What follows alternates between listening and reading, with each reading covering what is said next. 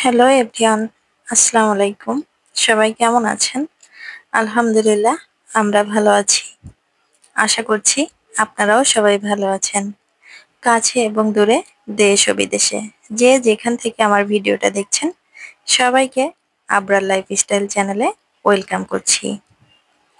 চলেন আপনাদের সঙ্গে আজ শেয়ার করব আমি কোথায় যাচ্ছি, কি করছি। আজকে স্পেশাল একটা দিন।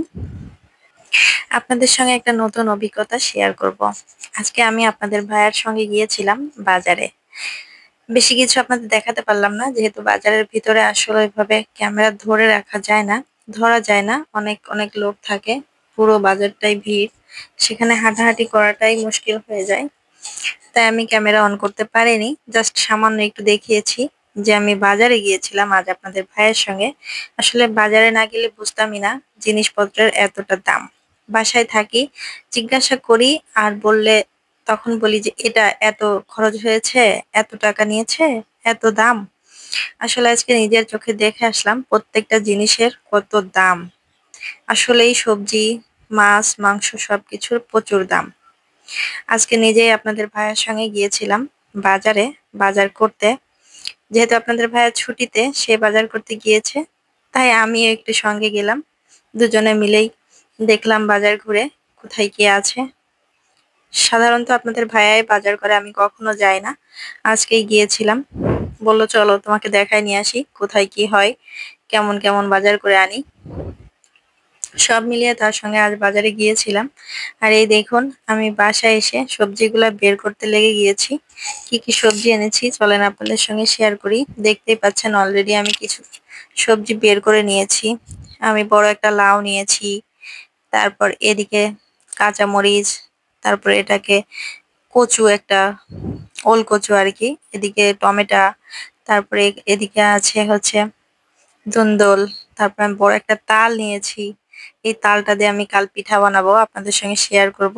এই বছর এখন আমি তালের পিঠা খাইনি, তো ভাবলাম আজ যখন বাজারে এসেছি নিজে দেখে একটা তাল নিয়ে যাই। অনেক কালো আর বড় একটা তাল নিয়েছি, তালেরও প্রচুর দাম। এইটুকু একটা তাল জানেন 80 টাকা দাম নিয়েছে, এখানে প্রচুর দাম তালের। চিটাগাং শহরে আসলে তালের প্রচুর দাম।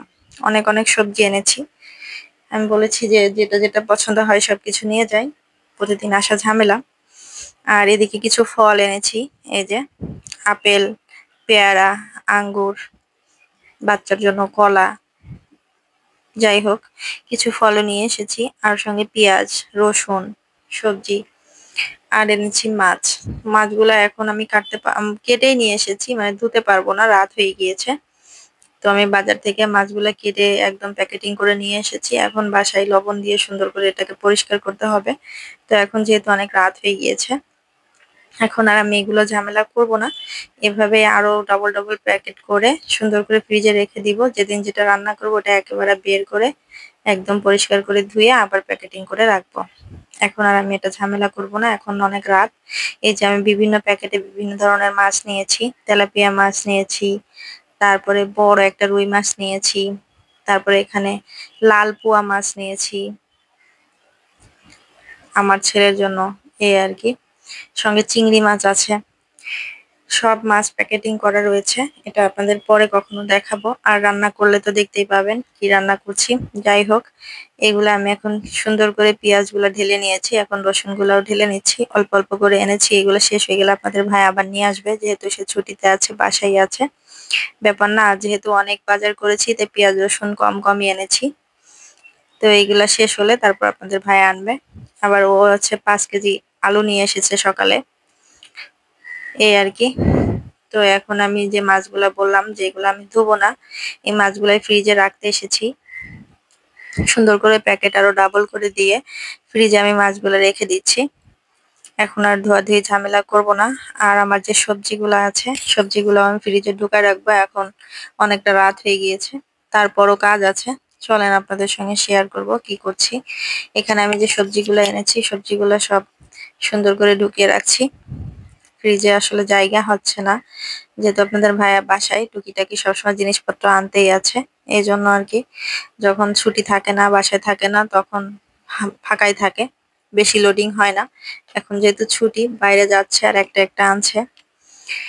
এই আর কি, আমি সুন্দর করে সবজিগুলো রেখে দিলাম যাতে আমার কয়েকদিনের ভিতর আর টেনশন না থাকে, সবকিছু কিনে কেটে এনে। আর এদিকে আচ্ছা, এদিকে আবার কিছু এই যে জিনিসপত্র এনেছি অল্প অল্প করে।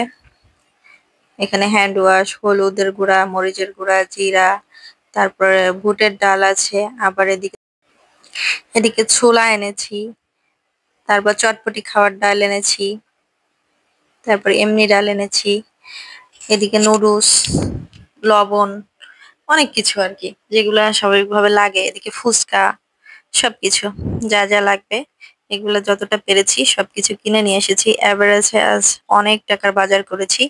আসলে অল্প অল্প দেখা গেলেও বাজারের প্রচুর দাম, প্রচন্ড দাম সব জিনিসের। তো মাশাল্লাহ আলহামদুলিল্লাহ যতটা পেরেছি সবকিছু নিয়ে এসেছি। যে কটা দিন যাই এগুলো দিয়ে যাবে, আর তারপর বাকি লাগলে আপনাদের ভাইয়া মাসের শেষে নিয়ে আসবে। আপাতত আজকের মতো আমি যেগুলা লাগে এগুলাই নিয়ে এসেছি, শেষ হলে নিয়ে আসবে আর কি, মাসের বাজার না। জাস্ট এভাবেই আনি, শেষ হলে আপনাদের ভাই আবার অল্প অল্প করে নিয়ে আসে, এভাবেই মাস চলে যায়। আর এদিকে দেখুন আরো একটি কাজ আমি করে ফেলেছি। আপনাদের ভাইয়া হচ্ছে বসেছিল, বলছে যে আমার ছেলে মাছ খাবে। তো আমি এখন আবার আর একটা প্যাকেট থেকে মাছ বের করেছি, তেলাপিয়া মাছ এনেছি বড় একটা, তো ওটাকে পিস করে এনেছি বাজার থেকে।